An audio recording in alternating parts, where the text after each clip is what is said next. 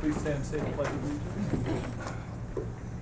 I pledge allegiance to the flag of the United States of America and to the republic for which it stands, one nation, under God, indivisible, with liberty and justice for all.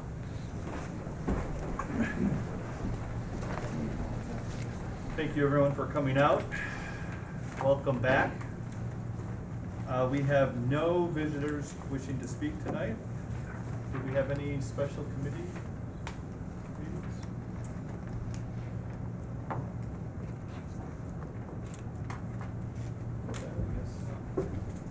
Okay, right into Turn it right over to you, right? Superintendent's report. Well, I'm delighted to welcome Carlos Zavati from Turner Construction here to give us an update on phase 4 of the capital project that ironically was voted on, I think, back in 2011. So as board members, we had the opportunity to tour the buildings during our annual building walkthroughs, and Mr. Zavati has prepared a nice placemat for us to talk a little bit about the final work that's going on in our buildings under phase 4. Okay.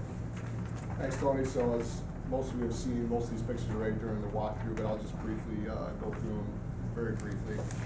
So we had a very, very successful project this year. Again, we were able to complete the project on time and turn it over to the school in time for first day of school when everything went off without a hitch.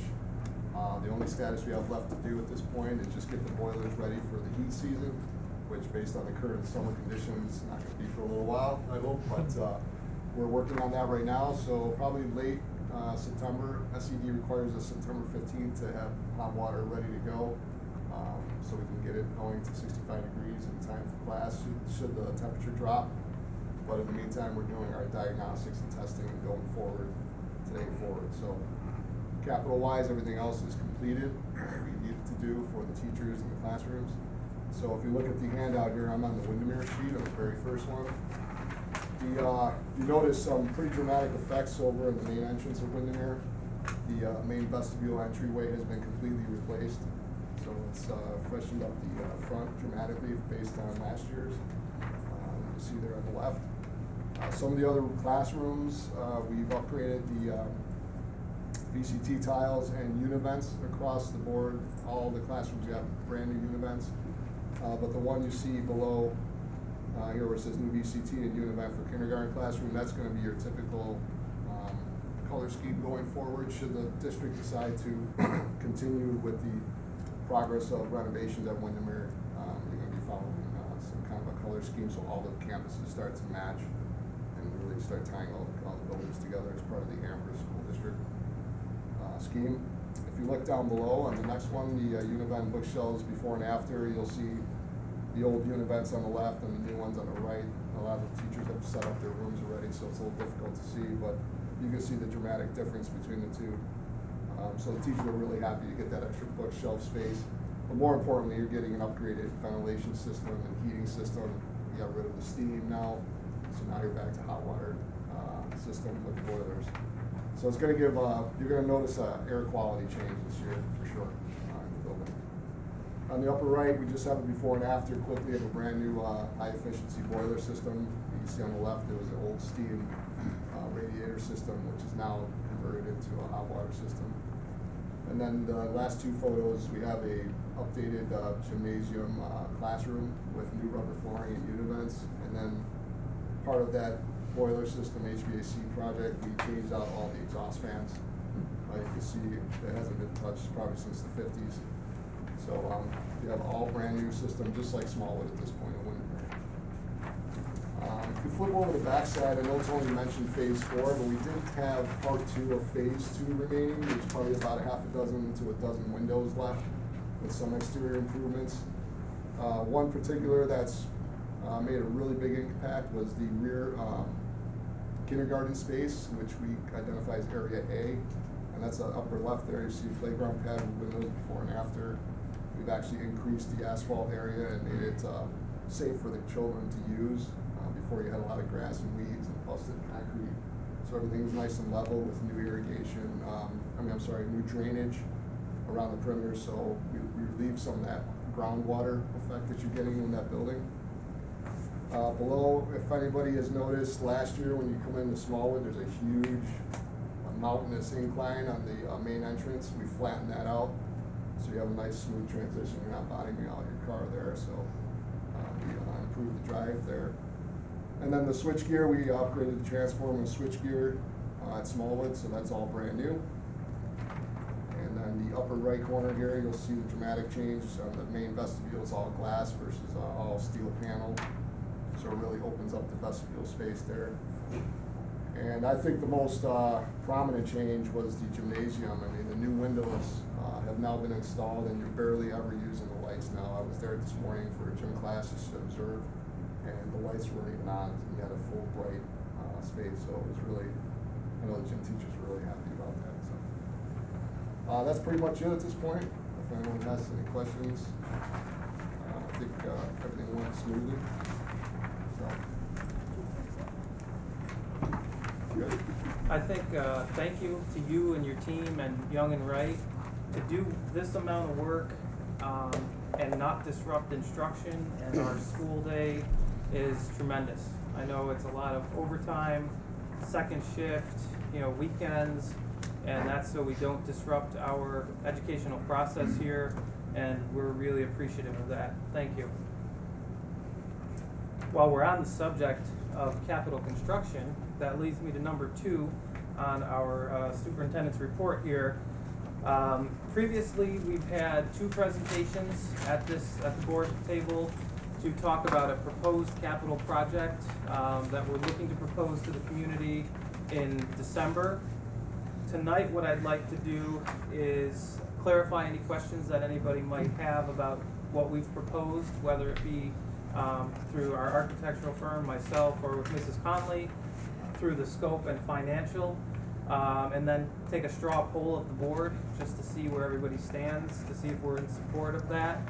If everybody is in support of moving forward with that project, then what we would look to do in October is have an item on the agenda, or 2 items on the agenda, October 18th, where we would pass the secret resolution and a resolution for the vote on December 13th. So tonight is really the opportunity to clarify any questions you have, and I know, again, we went through the board walkthrough and looked at a lot of these spaces. Clarify any questions we have, whether they be scope or financial, and once we're there, do a straw poll, and that'll give us all the information we need to move forward. I guess I'll leave it open for any questions that anyone may have. Now, we had 2 full presentations on scope and finances.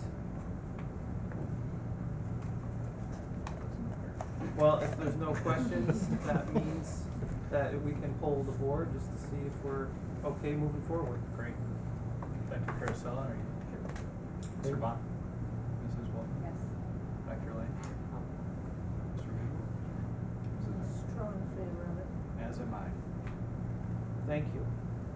So like I said before, on the agenda for October 18th, we'll have a secret resolution and a date of vote resolution, which will include information about the scope. October 20th? Pardon me, October 20th. Can you just clarify, it sounds like you said secret resolution. Just clarify what that is, because I don't think that's what you said. No, it's not a secret resolution. Just wanted to be That's a sure. good question. It's a secret resolution, which refers to the resolution we need to pass for State the State Environmental Quality Impact. Review Act. Yes, it's State an acronym. Environmental Quality Review State Act. Environment Quality Anything Review plus. Act. We are not having a secret resolution. That's very good clarification. Okay, well, our next item on the superintendent's report, you may remember that in the spring, we talked an awful lot about some changes and reforms that were coming to us from the state education department. Particularly in June, there was a few things that were put into place that we were asked to have ready for July 1. So I've asked Mr. Belisle, our new Director of Human Resources, who has hit the ground running with these things, to provide you with an update on a new regulation for continuing education as it relates to teachers and teaching assistants for their certifications. nothing lost phonetically here, Secra, the Q. CTLE is what it is. So welcome to the gripping part of the evening. This is another mandate, correct? So this is a shortened presentation of the information that was provided by State Ed. Just sort of share it out for you in sort of a simple and sort of clean format. And as we did for the teachers, we tried to keep it simple and easy. Mostly because it's essentially a mandate. I'm sorry? Yes, I appreciate that. Yes. So essentially, and I'll share with you exactly what we did for the teachers in a second, though I think it was included in your board packet. Essentially, there are 3 general concepts within this statute, within the law, and that includes registration. So teachers essentially have to go online and register themselves. Their certification is, of course, in the Teach website, if you're familiar with that. It's a website where all the certifications are held. They have to go in there and essentially register themselves. There is no cost at this point. Essentially, there may be some cost down the road if you're looking, but they're not applying that as of yet. The second would be essentially PD. So you're making sure that those PD hours are achieved, and it's changed. It used to be 75 and 175 for teachers and teacher assistants, and it's changed to 100 hours for everybody. And the last piece is that the providers of that professional development need to be approved. So similar to the teachers having to go to register, we as a district need to essentially go on and register, and I'll explain that just a little bit more in a moment. But just a quick visual, essentially affects, the registration process affects essentially all of our, most all of our teachers, level 3 teacher assistants, which includes mostly special ed teacher assistants and some who've spent a good deal of time as teacher assistants. And then the CTLE, which is the PD requirement, affects all except for those who are permanently certified. And that also includes our instructional leaders, our principals, and assistants. So that's sort of the visual behind it. In summary, there essentially is a 5-year registration process. So they go in, and every 5 years they have to go in and re-register and assure that they have their 100 hours. The district has to go in and make sure that they have the amount of PD required. And I'll be working with Dr. Schoenfeld, of course, and making sure, and he's already started with that in terms of getting a list going of what PD aligns with this, and updating our PD plan, our professional development plan, so that we can effectively register. So to try to make it easy, this was the 2-page document shared with teachers. Donna Freimeyer was a huge help to me in sort of getting down sort of what teachers would see. So they would essentially go in and just have to follow this step by step in terms of going in, going online, logging in, registering, and then they're done, and they can move on. And then we have to, of course, monitor the professional development component. So this is sort of what it looked like at first. This is Mr. McCartney. If you didn't see him in the video from the other day, he's Superman. He was not Superman when he was trying to register. There are some things lost, of course, with the State Ed website in terms of remembering your username, your password, and a lot of folks haven't been online on that website in decades, so it's linked to an old email that you may have had from like 4 emails ago. A lot of folks had the K12.org, that old, NYSA.gov, that old email address. However, after some work and following through on some of the guidance, this is how he looks now. He's registered. This is a PPS provider. Our PPS providers and some of our other staff do not need to register. So he kind of had a thumb up, but then he put a thumb down, and that was because I was coming to him to ask him questions about CTLE instead of special ed stuff. So he's not real happy with me, but he's really happy with the fact he doesn't have to go online to register. So essentially the CTLE component of this process, again, that's the PD piece. As you saw in the earlier chart, all of our classroom, professionally certified classroom teachers, not our permanently, but our professionally certified classroom teachers, as well as our principals and assistant principals, need to achieve those 100 hours, as well as our teaching assistant level 3 certified folks. If you're not practicing, you essentially have to go in and entitle the fact that you are not active.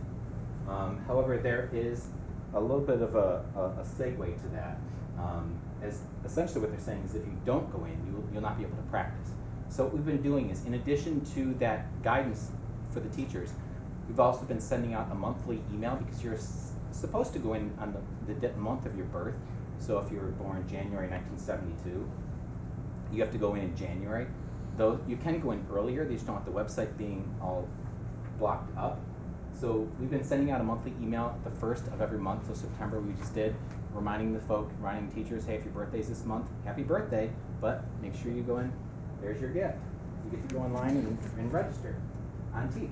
So if, the couple caveats include if there are some conditional needs in terms of extra time needed, the website was down, you're having trouble, you can't get your username, or if you have health issues, or you've been discharged to the military. Essentially, if there's good cause, they'll give you an extension. And what they call a conditional registration.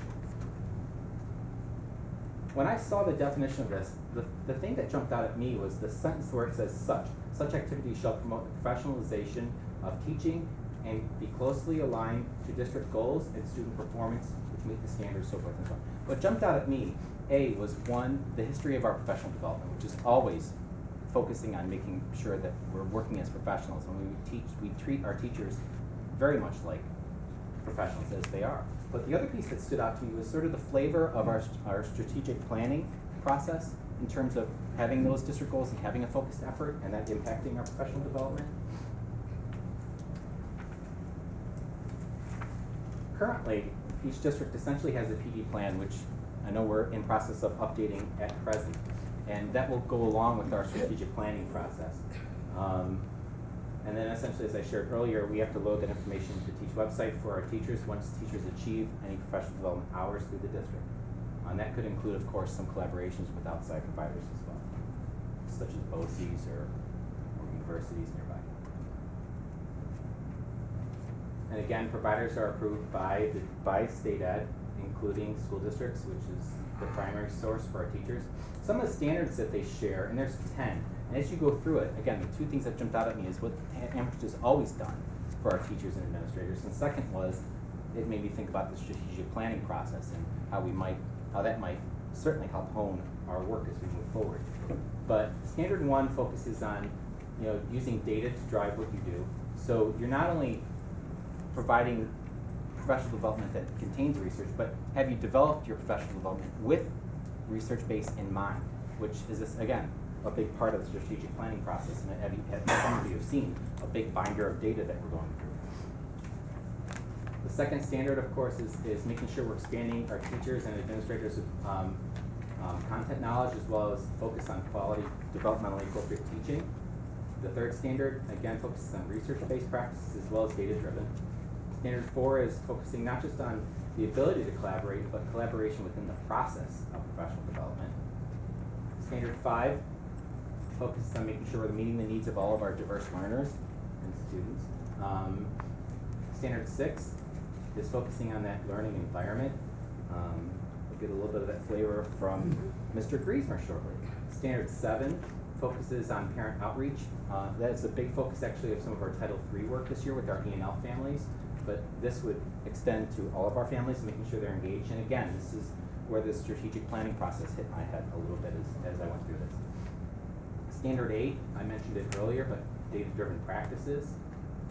And as with the Common Core, with our professional development, finding examples and evidence of why we're doing and what we're doing with our teachers and administrators. Standard 9 focuses on good instructional technology, not only being technologically literate, but also making sure that it links to the learning and the teaching at hand. And the last is the evaluation process. That sort of creates that formative loop of how are we doing, what are we doing, and is it working, and then how should we hone our practices as we move forward. So essentially, as a CTLE provider, these are some of this, certainly not an exhaustive list, but the school district is where we're going to be focusing our work, of course, as we have in the past. Though there could be some collaborations out there as well. And as I shared earlier, I just want to make sure I mentioned too, I've already talked with Dr. Schoenfeld, and I know Mr. Pinella has mentioned too, making sure that all links in terms of what we're providing within out of our curriculum office. Also make sure it addresses these CTL needs for our teacher, so they're not getting something that doesn't make sure that they're achieving the hours that are required.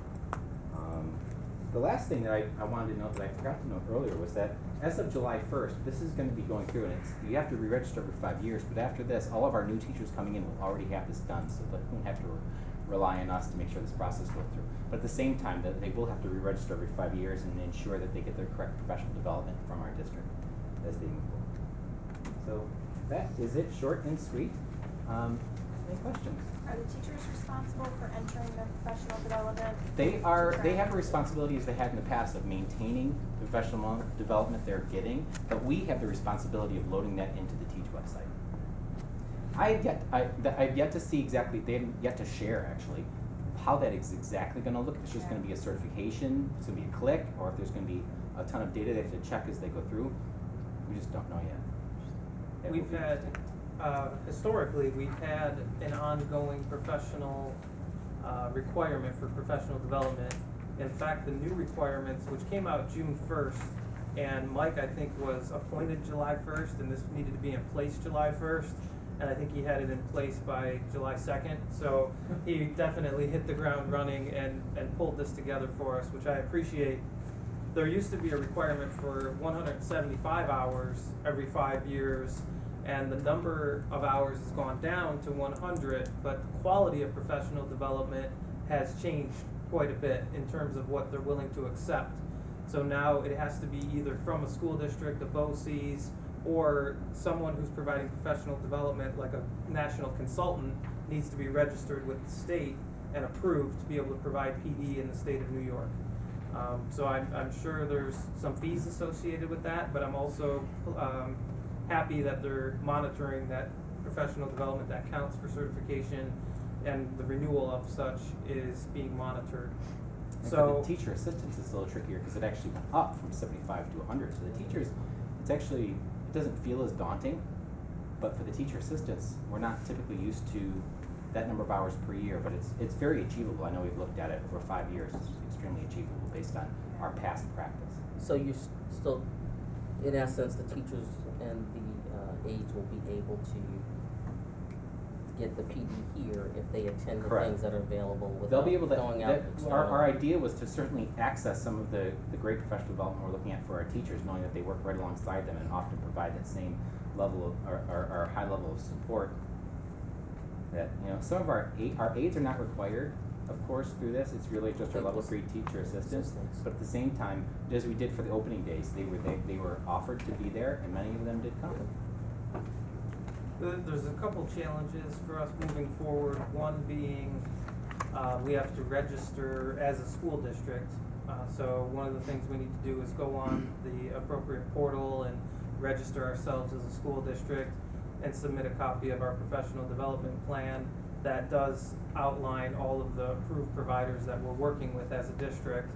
So we're looking to have Dr. Schoenfeld update that plan, and then as our strategic initiatives unfold with the planning process, get the committee back together and get that plan updated the way that it should be updated, which is with the professional development committee.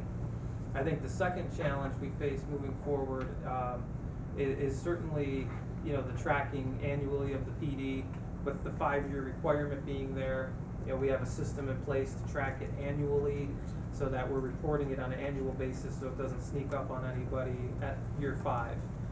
So it needs to be, some attention needs to be paid to it annually, but we have some pretty good systems in place to make sure that we're okay and that everybody gets the hours they need. I think the last thing I would highlight is, Mike, correct me if I'm wrong, but there's a percentage that needs to be included for ENL Yeah, or working with ELS. language acquisition. Now, last year we applied for the waiver because we were under 5% of our population, but at this point we're about 4%. So we're right at that threshold, and to be honest, we provide at least that much for 15%, ENL. right? It's 15% for all staff working with ENL students. Of course, that becomes a little trickier now because we have the integrated requirement. So more teachers are touching more ENL students in terms of their class makeup, and then it's 50% for the ENL teachers. So, and looking at that last year, we noticed immediately we were providing that already. So it's really just a matter of making sure we document that, track that appropriately, so that the teachers have what they need documented for their registration process. Thank you. Yeah, no, absolutely. Well, I have the opportunity to talk briefly about some opening day highlights. Thanks for saving my seat, Pitch. Very, very smooth opening to the school year last week and this week. Last week, as you know, we welcomed all of our faculty and staff back for 3 days of professional development. And during those 3 days, the professional development included data analysis, curriculum work and communication of summer curriculum work, and instructional practices aligned to our Thoughtful Classroom Teacher Framework. All of our building administrators developed and provided professional development, not only in the model of instruction that we promote, but also about the model of instruction that we promote, which is very powerful. So they were certainly leading the way in modeling that for our faculty and staff. The district opening meeting that we had included some musical performances from our students, Pledge to the Flag from a couple of our Windermere fourth graders. We also had 2 quartets that came to perform, as well as band students to play the Star Spangled Banner. And it was all capped off by a wonderful video that I hope you get a chance to watch that was produced by Dr. Schoenfeld to get everybody in the right mindset for welcoming our students back today. So today, I had the opportunity to see some very smiling, bright faces walk through the doors of each of our buildings. And some of them, or most of them, said they were coming back tomorrow when I saw them on the way out of the middle school. That's good news. But it was a pretty typical first day of school. No major delays with our buses. Of course, we do have some delays that occur with the first day, but no major delays.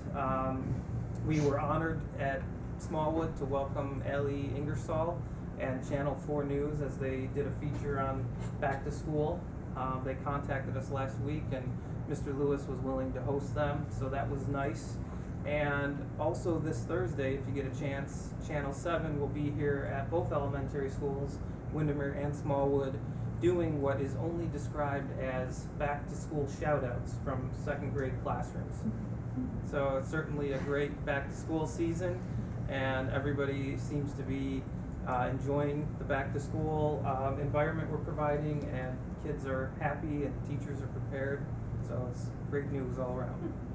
And I got a chance to look at the video. It was really nice to have the show. It was amazing. Yeah, I can't even imagine how long it took to edit all that. Yeah. It was amazing. Yep. He has a new nickname that I'll tell you about later. Spielberg, Steven Spielberg. So then, the last item I have on the superintendent's report is you may have seen recently our middle school was featured in the local media for a service learning project that they actually participated in last year, but it came to fruition and culminated this summer with Mr. Griesmer and some folks from the middle school visiting the Boys and Girls Club of Eggersville. So I've asked him if he could present for a few moments about that service learning project. Evening, everybody. Special thanks to Mr. Pinella for asking me to do this. I've kept you apprised all year long of this service learning project, but it really is, I think, powerful to think about it now, sort of at the end of the road, and actually getting ready for this year's service learning project. So I think a look back is more than appropriate to celebrate the wonderful work, really, of our students, their parents, and the entire community at large, because that's really what this is, right? These monies that are raised have really nothing to do with our school budget, and it is all, you know, the grit and drive of our community that gets this done. So if we were to look back, you'll recall that we run events throughout the entire year focused around this one cause. And it begins with a faculty-student kickoff, where before that event, we ask faculty to make a donation, and we provide a shirt. And on the day of that kickoff, we all wear our shirts. And the organization that we sponsor comes, because remember, this is the second year we've done this.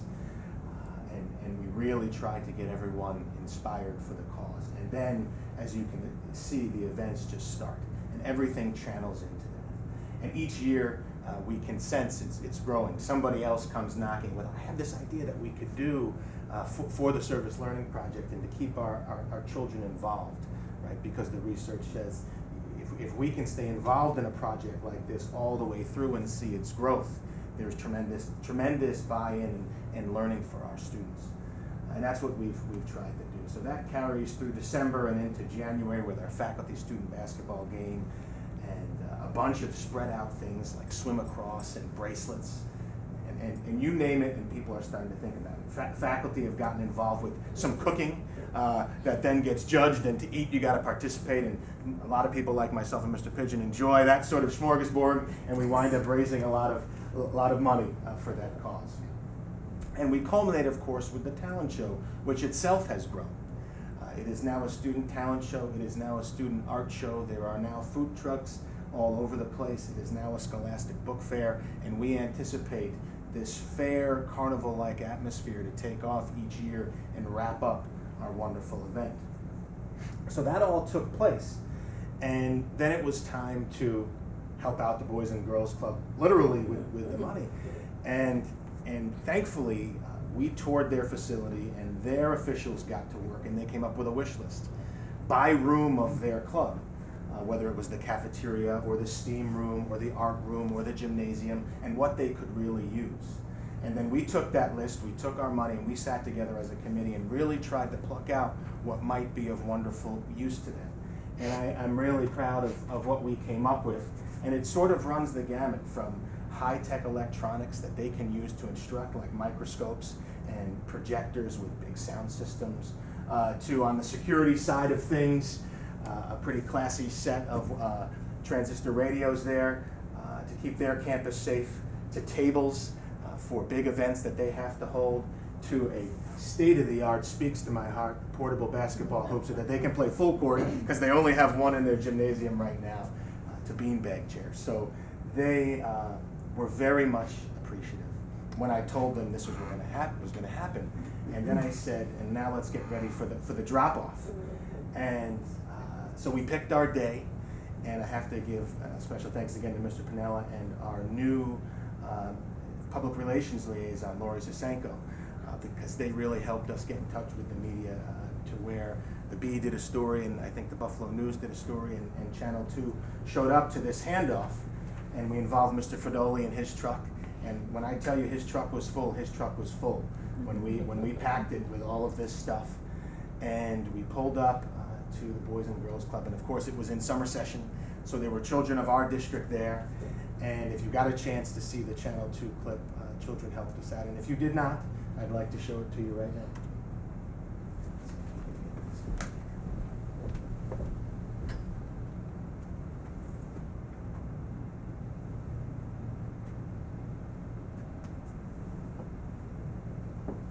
Tried this afternoon.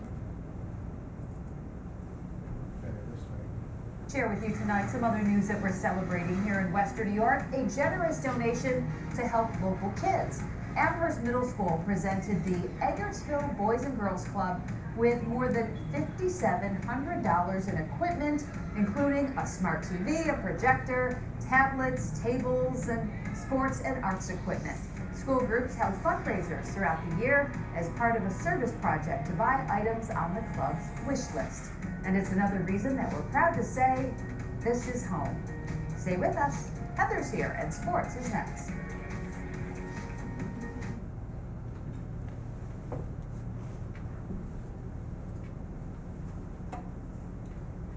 So clearly at moments like that, I can't be prouder to be principal of Amherst Middle School. And stay tuned, because we already have a pretty interesting year lined up with Carly's Club of Roswell. And you may, when you think Roswell and you think Ride for Roswell, you may say to yourself, wow, they're incredibly well funded. But Carly's Club, which is of course responsible for helping the families of all the children involved with Roswell, doesn't necessarily get all of that same share of the funding. And they do a whole lot for the children involved with that hospital. And we've had 2 planning meetings already.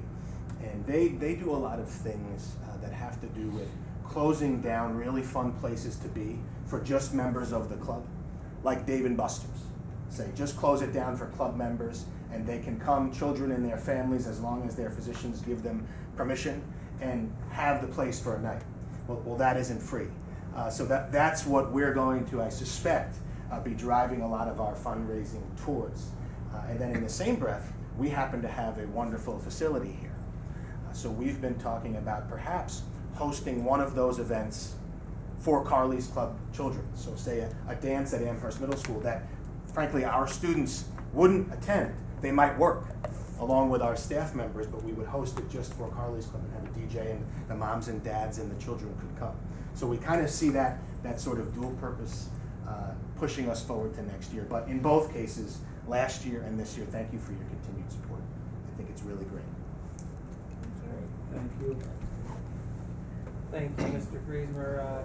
I can't think of a more educational experience for youngsters in middle school to learn service beyond themselves and service to others. So thank you for providing that opportunity in our school and building it into the school day. My pleasure. That's all we have for the superintendent's report tonight. Okay, we will need a motion for new business then. I'll make a motion for new business items F1, A through F, 2, A through JJ. No, sorry, QQ. That's it. Second? I'll second it. Any discussion? All right. All those in favor of new business items F1, A through F, and 2, A through QQ, please say aye. Aye. Aye. Opposed? Motion carries 7-2. Do we have any follow-up action items? Okay. Then we will need a motion to convene to executive session. So One second. All right, all those in favor of convening to executive session for matters regarding employment of a particular person, please say aye. Aye. Aye. Opposed? Motion carried. All right, thank you, everyone.